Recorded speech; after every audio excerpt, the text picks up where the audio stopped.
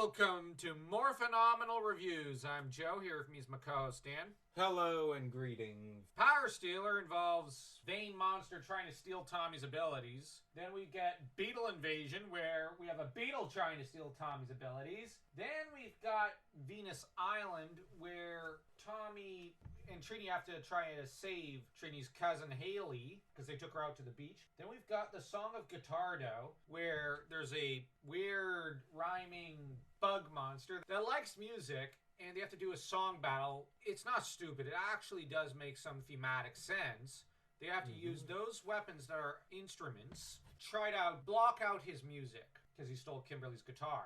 And she comes up with a very sweet song for Tommy at the end of the episode. Green No More involves the loss of Tommy's abilities, wherein he's drawn into a time paradox and ends up having to outfox and outmaneuver Goldar and the one shell monster, who is just being plain shellfish. I love that joke. Goldar gets this stupid idea to show Tommy all his past deeds to mock him with him. Then we've got Missing Green, where Jason is feeling bad for Tommy and is missing him, as is the rest of the team. They're all missing Tommy. It involves Zed whipping out a multitude of power candles. Rather smart planning there. And orchestral maneuvers in the park. The Power Rangers must... Okay, this time the music thing is really stupid. Anyways, Beauty and the Beast involves Zed taking a shine to the pink powers, because Kim has exhibited more energy and power than the other Rangers in the past couple of episodes. So he takes a shine to that and decides to try to corrupt her into his Dark Queen and use her as essentially a Darth Vader mailed fist of the Emperor type character. Problem is, she catches on, pretends to be Rita, drives Goldar and Baboon Squat bananas, and then escapes. Well, the Rangers also rescue her. That said, the main story arc involves Zed basically trying to focus on Tommy, draining his abilities at first, so that by Beetle Invasion at the end, when Goldar says, "Well, too bad about your monster dying. Looks like you lost." "What do you mean, you fool? I didn't lose anything. Your monster was destroyed." "Yes, and it drained almost all of the Green Ranger's powers. It did its job. I wasn't trying to destroy anyone. I was just trying to drain all that green energy from him." What do you think all my plans involving the same thing were for? Venus Island involves Zed basically just absorbing some more of Tommy's abilities. In Beetle Invasion, there's another detail. If they could manage to get to the Beetle before it used up all of Tommy's abilities, they'd be home free. Problem is, the Beetle used almost all of them. But in Venus Island, Tommy is pushed to the brink, and we also see a bit of a bitter side to Tommy, where Haley, Kim, and Trini are talking about a prince coming to rescue a princess and whatnot. You have Tommy who just snorts and mocks it for being sappy, with Kim telling him it is not, giving him a slight whack on the shoulder or arm and telling him with a glance, well, to clam it. You can kind of see that Tommy's feeling like he's the princess here. He does end up being one of the key people to rescuing Haley in this episode. Trini ends up incredibly impatient to save her cousin so that she'd risk blaster fire on her, which... that's incredibly hot-headed and impulsive. I'd expect such a move from maybe Leo Corbett, not from Trini. I'm just saying. Or even Mike Corbett. He also had that side to him. That said, the Song of Guitardo is probably my favorite of these episodes, as Kim and Tommy have to put their wits together and their skills together to stopping the monster and saving the other Rangers. Green No More is solid, although there's a cluster, I don't want to cuss, regarding the time paradox. Now here, Zed's plan is to drain the Green Ranger abilities, separating them from the team, whilst using, once he has the green energy, as a entry point into the positive side of the morphing grid, the light side of it, getting in and taking away the other Ranger abilities and using these powers to start compressing and crushing the command center, whilst also temporarily sealing off the actual Rangers. Then he decides he's going to send them to Earth because he wants them to suffer, basically playing with his food. He constructed the barrier in such a way that no Power Ranger could get in. Now that Tommy's not a Power Ranger, and since he fought off that idiot Goldar, get in. And Tommy pulls off the operation perfectly, with Zed really shocked and peeved now. He gets angry at times in these episodes, but this is when you really see him frothing at the mouth.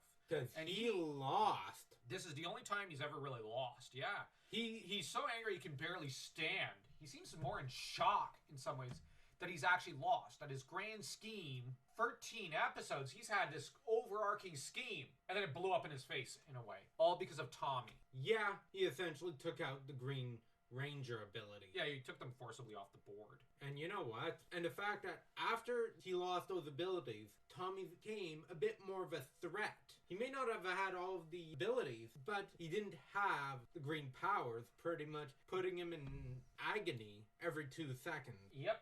And missing green, Zach set up one of those dicks with the multiple hunks of wood. I don't know the freaking term for this thing. I don't care. If I cared, I wouldn't be sitting here making this review. I'd be punching one of those things and kicking them. And the thing is, it's green, which is a poor color choice on Zach's part. I know they come in other colors. And because of this, Jason loses his focus. Thanks, Zach. I like Zach, but it's just, thanks, dude. Way to mess it up when you set this thing up, because he apparently helped Ernie select it. Now, the other Rangers get captured by Zed and Goldar. Goldar lights the other candles, using the green candle once again to hack their powers. Zed counted on the fact that Goldar has never been defeated by Jason. You know, you won't have to worry about Jason too much. And he figured, well, I could wait to capture all 5, but I might as well just be satisfied with 4. Fact of the matter is, Zordon will only have 1 power coin left. Yeah, and Goldar wasn't too concerned about Jason. Oh, he had him! And you could see that Jason forgot all about the candles and his friends during the fight. Even when he had several openings. And you had Goldar, who allowed Jason to get his back to the candles. You have Kim yelling at him, "Get the candles! Get the candles! Help Jason!" Jason's more focused on fighting Goldar, trying to settle his old score. Then Jason accidentally knocks Goldar into the candles, and Goldar decides, well, now the fire's out of control. Okay, this'll just cause the wax to burn faster, and maybe even Kim and the others to burn to death after they lose their powers. I'm cool. See ya. I get the mindset of Goldar, and I don't consider this Jason beating Goldar. If anything, in a way, Goldar proved psychologically why Jason should not be a ranger for much longer here, because he's still blaming himself over the green candle. He's at war with himself. Yes, he managed to save the other 4 abilities. By luck, not by skill. And he did a good job when he did let Goldar go. But at the same time, he had mere seconds. If he had not knocked Goldar into those candles, Zed would have 5 of the powers. He'd probably have the Green Ranger abilities back soon, and he'd have the other 4. Jason basically went in with no plan when he was told, make sure you have a plan by Zordon. Didn't have one. Yeah, hell, if I recall correctly, putting the coins on the candles and then using his own power to recharge those candles works, but I think that was more Zordon and Alpha. Jason left with those instructions, get their coins, put them on the candles. The thing is, Jason forgot about it because he got caught up in the fight and his old grudge with Goldar. And sorry, this part of the episode was just frustrating. Jason is ill prepared to face someone like Lord Zed. Or even Goldar. To face off against someone like Rita, okay. Because Rita's dumber than Goldar and Baboon Squat. But Jason has shown himself that, like Zach and Trini, he's burning up. Kind of, yeah.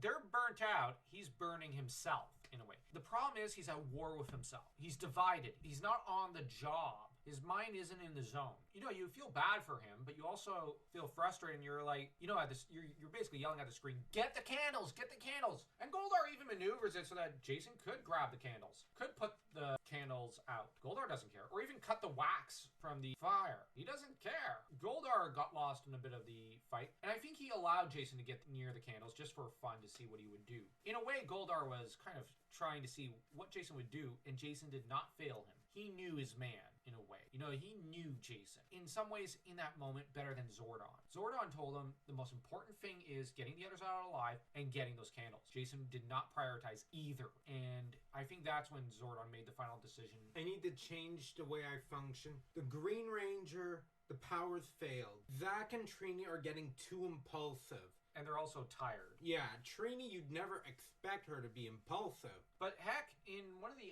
episodes, the Song of Guitardo, Trini went off to visit her grandmother. And what's interesting is that she phone called Kim, and Kim says, when Billy asks, what'd she say? She said she's worried about Tommy's abilities too. Kim stutters while saying it, so that there's an implication of a fight between Kim and Trini there. Trini is worn out. She's done. Same with Zach. Jason, his behavior is getting more and more erratic.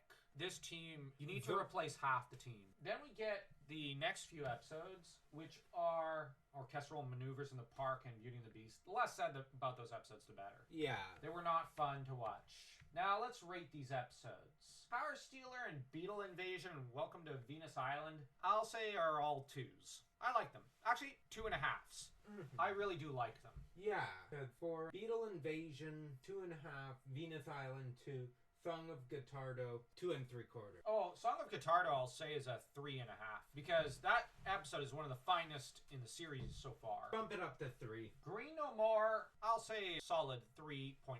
It's right behind Song of Guitardo. Other thing about Song of Guitardo, the song battle of sorts. The thematic ideas behind the songs, the powers of the Rangers, and the power of Zed's evil monster being defined in song and music is very, very fascinating, thematically and metaphysically. Green No More for me would be a 3.5 because of the entire Campbellian journey that Tommy has been through, and the fact that Tommy shows that it's not the power that makes the Ranger. It's the man who makes the powers. Exactly. Anyway, Missing Green, I'll say is a 2.5.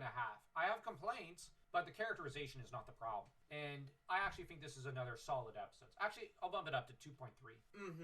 Same, because we see the effects of previous episodes, how it bears on Jason. Yeah, which it's about time, because we've seen how it's been affecting Zach and Trini, Kim and Billy, but not Jason. Yeah. As for orchestral maneuvers in the park and Beauty and the Beast, are 0s. Yeah. They contribute nothing. So if you enjoyed this video, do leave a like, comment, and smash that subscribe button like you're Tommy trying to smash kick Goldar's face. And remember, Rangers, may the power protect you.